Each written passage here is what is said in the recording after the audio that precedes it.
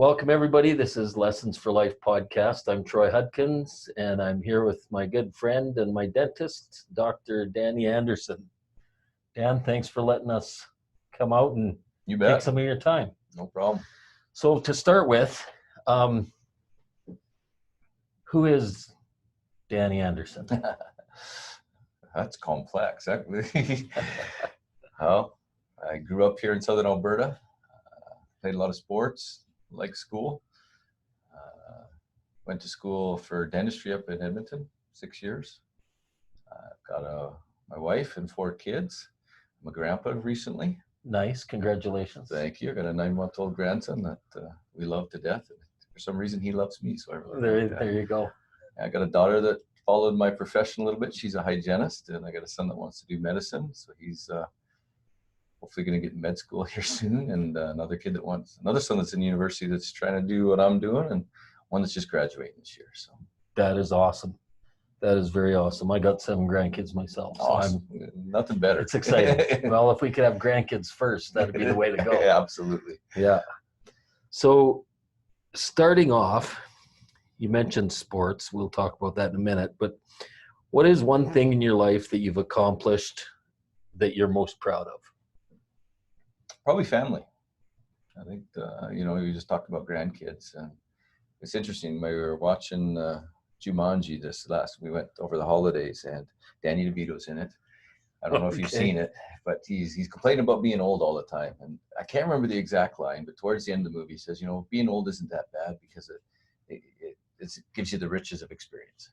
Right. And so, my son asked me after the show, is it true, Dad, being old isn't too bad? I said, it's not that bad if you look at it the way he did, that you get all these experiences of life. And like you said, sometimes you want grandkids first, but you got to have the kids to really enjoy those grandkids. So I think family for me is just watching them grow up and being with them. Of course, he caught me after the holiday season, so that's always good.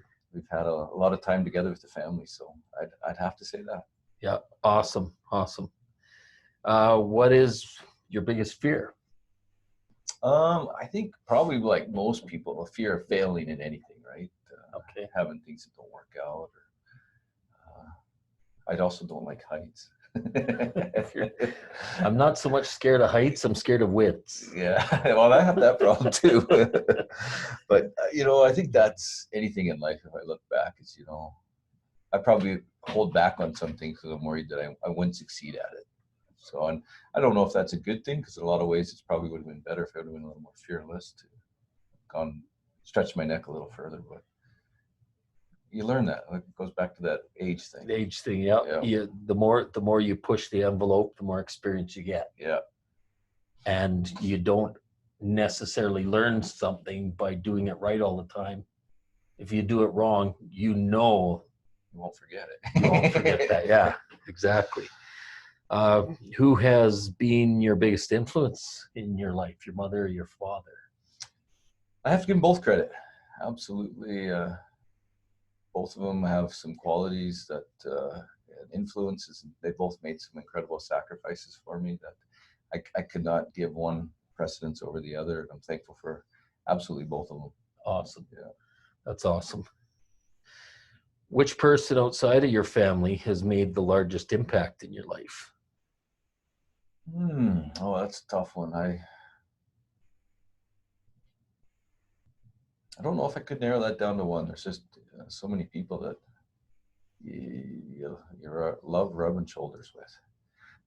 So I'm sorry, Troy, I can't give you a definite answer on that. I mean, I just had a patient in the other day that her uncle taught me in dental school, and I was just going on how much I appreciated him. That's just someone I was thinking just the other day, but so many people, good people, that little things you learn from each one of them. Yeah, different things from everybody to make you who you are. So I don't necessarily would say I have one specific person that made all the difference. I've been fortunate, I guess, in my life to rub shoulders with a lot of people. So you meet a lot of people coming through your practice that probably at some point become good acquaintances or friends. Absolutely. Yeah, I look forward. Yeah, exactly. I look forward. I see them on the day sheet. I'm like, can't wait to visit with them today. So right on. That's awesome. Who is your idol? Who do you look up to and say, you know, I want to be like them, or I want to do as much as they have, or something like that? I think that varies. Once again, it goes back to the fact that I don't have a one particular person. So if I'm looking at a trait that I'm trying to develop, I'll think of that particular person. You know, my dad is the most patient person on the face of the earth. And so when I try and think of patience, I think, oh, I got to have a little more patience like my dad.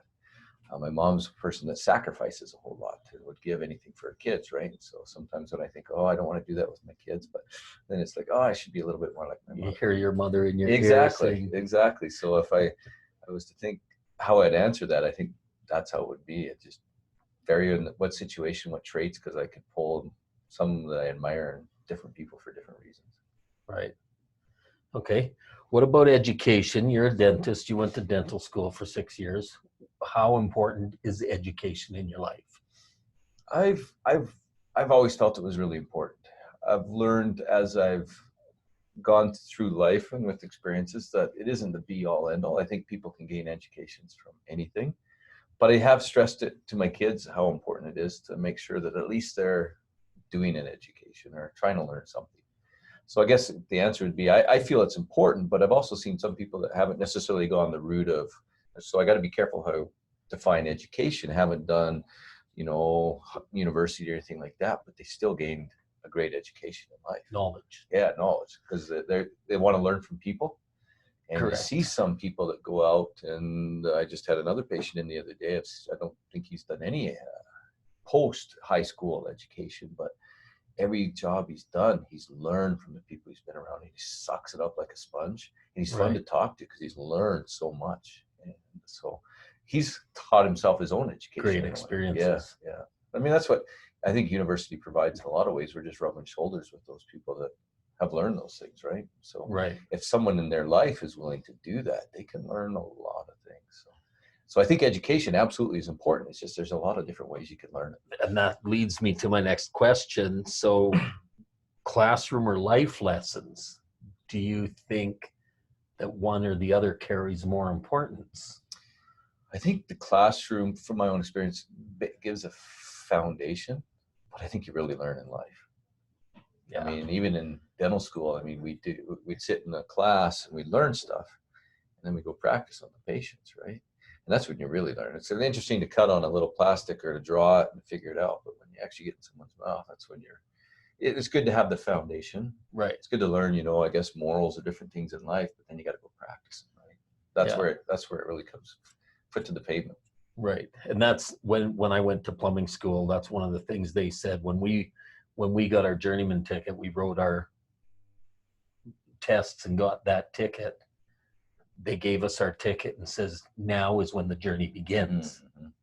Yeah. So you're just starting. Yeah. We gave you enough to get started. Yeah, absolutely. So now you got to go out and learn. I agree with that. So with life lessons or schooling or education of some sort, how do you know when you know?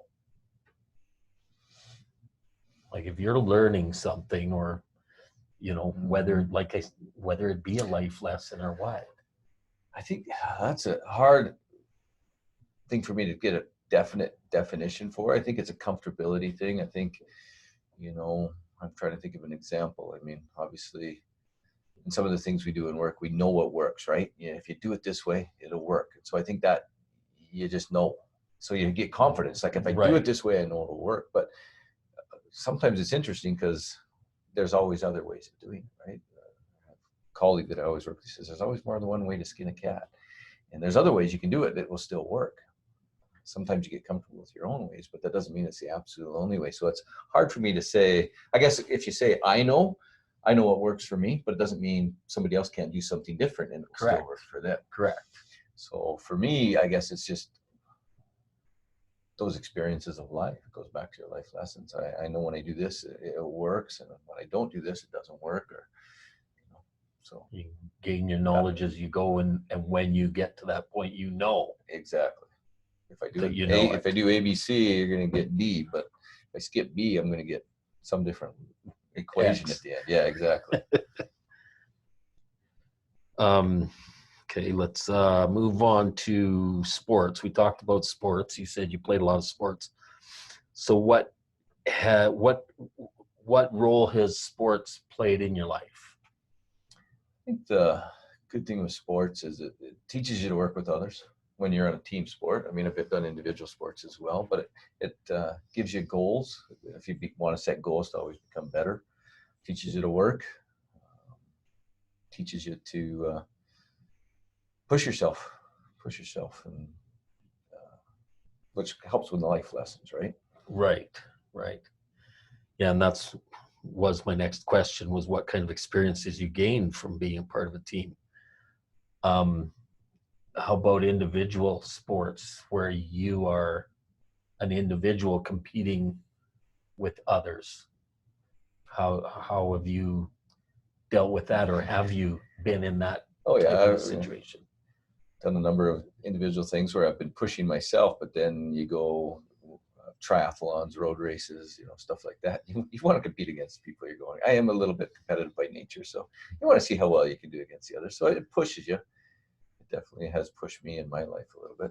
So in the end, a situation like that where you're doing a triathlon or you're whatever it be, a running or climbing or whatever, do you focus more on the challenge of beating others, or do you focus more on beating your best time It's always, what can I do? I look back and in it's the end? always, yeah, because I start running and I stop running and I start swimming, I stop swimming, biking and all that. And I always look back to my times before. So it's always competing against myself. Matter of fact, each time I go out and run, it's like, oh, can I do a little better than I did before? And you go forward, you go back. It's a funny process, but definitely more, well, how far can I push myself? Right. Because some people are definitely more talented than I am. So sometimes it's, you kind of want to see how you do against it, but some people you're just not going to beat. Right. Yeah. Or I'm not going to beat. You might. Some of us won't be able to compete as well as you, I'll tell you that much. What inspired you to choose the career you're in? One of my dad's really good friends was a dentist, and I never minded going to the dentist. I always thought it was a cool experience. I liked the sciences in school, so it was kind of a flip between doctor and dentist. I thought that kind of intrigued me. Wasn't as good in the arts, although I've really grown to love the art side and English and all those type of subjects. But definitely the sciences were my strength. I liked his lifestyle. A lot of those things definitely had an effect on me, and I thought, sure, I should try that. But the funny thing is, when I asked him if I should become a dentist, he told me not to. Yeah. But I didn't listen to him. So things that he's learned in his time that he may have wanted to pass on. Well, it's like anyone. You ask them towards, they've been doing it for 40 years. It's like, don't do it. It's type of scenarios. Being a dentist makes you feel down in the mouth. Yeah, that's right. Exactly. Yeah. Is there anything else that you would like to do? Oh, yeah, everything. I like to build. My dad's school teacher by profession. He was actually a geologist as well before that, and he's done everything. He's 83, and my mom just forced him to stop selling real estate this year. But he loves people, so any job he can do. He's built houses, he's farmed, he's done everything. So I've kind of always been his little sidekick and just watched him do stuff. And anything he can figure he can do, he figures he can teach himself. So I love to build. I love to make things. I always wish life was long enough that I could try every profession out. So is there other things I'd love to try? Absolutely. Don't get me wrong. I love my job, but it'd be fun to do other stuff too. If you could do or be anything at all without any possibility of failure, what would it be? Yeah, I don't know that I have an answer for that. That's a tough one for Too me. many to choose from. Yeah. Well, it could be anything, right? Exactly. I guess it's just too many. It's not one specific thing. I'll walk away from this and I'll think of something. I'll have to call you back. It's okay. We'll have another interview later on. There you go. Yeah. Answers will change over time. Absolutely. What's the biggest lesson that you've learned in your life so far? Lots of lessons. Dang, I hate to narrow it down to one. Life is good. Life is good. Life can be good. It's not always good, but if we really sit back and think about it, it can be good. what have you done so far in your life that you're most proud of? Comes back to the family that I have. Yeah. Family's important. It plays a big part. Yeah. It's definitely something I found, I was just sitting there the other day, like I said, over the holidays, I've had my whole family together. It's just nice to sit in a room and have your whole family there and think, wow, this is all, my wife and I, we've got all these individuals here because We have did family. this. Yeah. Yeah, exactly. Yeah. So, And when you get good comments from other people on your kids, you think, yeah, well, I have to I give the did credit to my okay. wife, but I turned to her and say, good job. I chose well. Good call. Yeah. Yeah. Yeah. That's my only credit. What's something that you've done that you wish you could go back and change? Oh, that's goes back to there's a lot of things, obviously tons of things that I'd love to go back and change. But it goes back to that Danny DeVito thing. Obviously, I wouldn't get the experience from it either if I did. Right. So, if I, it's interesting because you always hear, you see other people make mistakes in life and do things, and you think you learn from them until you actually go through it yourself. I definitely learned more from it. Well, you don't necessarily learn from other people, like you said, going through things or from their experiences. You can take some of their experience and use it, but do you learn what they learned? Not as deep as when you do it yourself, I don't think. Right. And I think we don't, when you watch somebody else go through it or see what they're doing, you don't necessarily know what's going on in their life. Very so true. The situation changes, whether you go through it or I go through it, could be two totally different avenues. Absolutely. Right? Absolutely. What one thing in your past has given you your greatest life lesson? Oh, you always want me to narrow it down to one thing. You could say two or three. We can go there. Just so many things. Everything's every day learning. You never stop learning. No. Every day you get up. Glad to be up, and there's always something new to be learned for sure. So I probably know your answer to this one, but what is your idea of perfect happiness? You do know the answer. Being around family.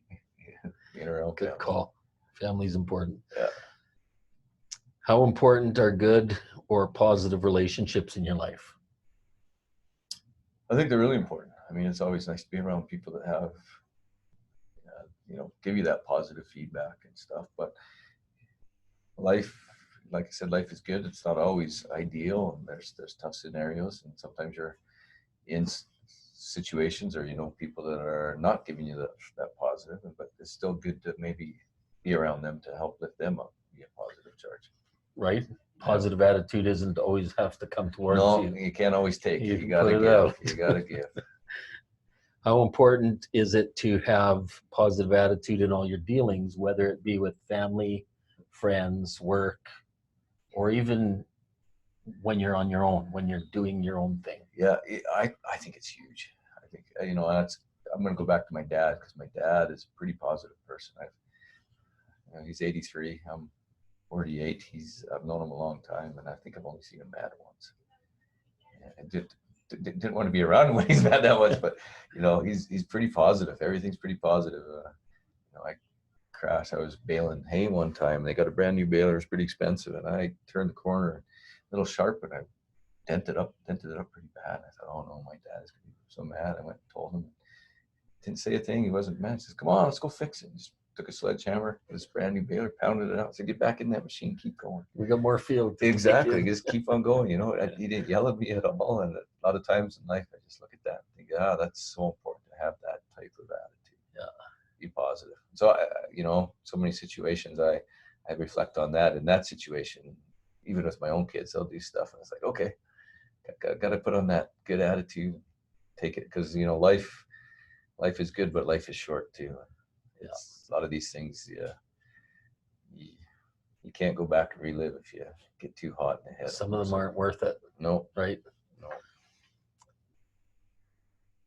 Do you have any sort of meditation, yoga, any sort of health, self-healing or self-awareness work that you do with yourself? I am religious, so I do read scriptures and do stuff like that. So I think that's quite a reflective, and I try and do that daily. So I think that would be something where it gives me a lot of time to ponder and think Nice. about how I can do better things in my life. Family Yeah. as well, or just like on your own? Both on my own and with family. Yeah. Nice. Yeah. Awesome. What would you suggest for other people? I think there's a million ways. I mean, I have done yoga. I really enjoy yoga. I haven't done it lately, and I should. But I think that I think that if we all took a little time each day to just ponder a little bit about our day and what we're in for and what we can do better, whatever form it is, whether we're just sitting in silence or yoga or meditation or whatever it is, I think it would greatly benefit all of us. Nice. If you could write a letter to yourself, to your younger self, what age would it be? And what advice would you give? I don't know. Teenager years are always quite a dramatic change An in every experience. Yeah. So I'd probably write a letter to my teenage self and, just there's be so much I'd want to write. It'd be a book or a volume. But if you're getting down to a letter, I mean, Cautions? I think, the funny thing is everything I would write, I probably had already been told, but it would probably be better coming from myself. Those same cautions, just different things to make sure you keep doing, staying positive, the things you've learned, but to hear yourself write it in a letter, it might be more than someone else just telling you that. Right. Right. Yeah. So Especially 20 years later. Absolutely. It's just like, you think, oh, 20 years from now, I'm saying that I should. Yeah. Keep working hard, keep your chin up, be nice to people, all those type of things. Hear yourself say that. Yeah. At the same time, when you go through those things, would you change any of those experiences through your years growing up? It's funny because I've thought of that, Because and it's one of those things you wonder if you could write back, and there's definitely some things you want to write back and not have to have done or gone through and those type of scenarios, but it does make you who you are too. So that's what I was going to say. As you think about that, you wonder, well, there's definitely a few things, right? But it still makes you who you are. Because if you changed some of those things, would you be the same person now? Exactly. It's like the time traveler, right? Right. What does it do? Yeah. No. How far does it mess everything up in the future? Yeah, absolutely. If you could have lunch and a chat with anyone, dead or alive, who would it be? Lunch. Anyone dead or alive. There's a lot of people. But going back to religious, I'd have to say Jesus Christ. I mean, if I went from that perspective, right? That'd be awesome. Yeah. You gain some good insight. Yeah, it's just a little. What type of music makes you happy? What's your go-to for feel-good music? Pretty much any music. I like all types of music. And it's just, obviously upbeat obviously makes it better, but there's almost any music. It depends on what mood I'm in, but I can listen to pretty much any music. I don't. Opera, classical, country, rock, nice. Old stuff. I'd have to say growing up in the 80s, definitely the 80s always puts a smile on my face. So anything 80s. I always listen to 70s in my truck, and my wife always changed the 70s is good too. I caught the 70s as well. So if you were stranded on a desert island and your device could only play one song over and over and over, what song would that be? I was hoping you'd say at least an album. My favorite album. We can go there too. Okay, Tom Cochrane, the Symphony Sessions he did in Edmonton. Yeah, that's my favorite album. Yeah, nice. That was actually one of my other questions. If you had to pick an album, which one would it be? It's hard to pick just one song because I'd get sick of it no matter what song it was. But an album, I'd probably pick that Symphony Sessions by Tom Cochrane. So my final question I've kind of taken from another podcaster that I listen to quite a bit. and he talks about the 3 truths. Well, mine's about the 3 life lessons. So if you've gone through your life, learned everything that you're going to learn, and know everything you're going to know, and you know at the end of your life who Danny Anderson is. But when you pass on, you take everything with you. So all your experiences and everything, nobody knows anything about from that point on, except that you can write down 3 life lessons for them. What would those life lessons be? For my life. Not necessarily from your life, but 3 things that you've learned through your life. Okay. Importance of family. Is that kind of the angle? Yep. You can choose any angle you want. Yeah. All right. Importance of family. Importance of being kind to everyone. And I guess be true to yourself. Awesome. Those are excellent. Those are way excellent. Oh, good. I love it. I love it. Good. I appreciate your time, Dan. I never looked at the camera. That's okay. I've only looked at it twice, and it's getting the side of my head. Right. So, I enjoyed our time. I hope we can do this again sometime because, like I said, I know answers change through time. You bet. One of the ones that I listened to, they've interviewed guys 3 or 4 times, and it's different every time. So, I'm sure. That'd be awesome. And thanks again for letting me take your time. You bet. And love to do it again. Thank you. Appreciate it. Thank you very much. It's kind of fun, actually.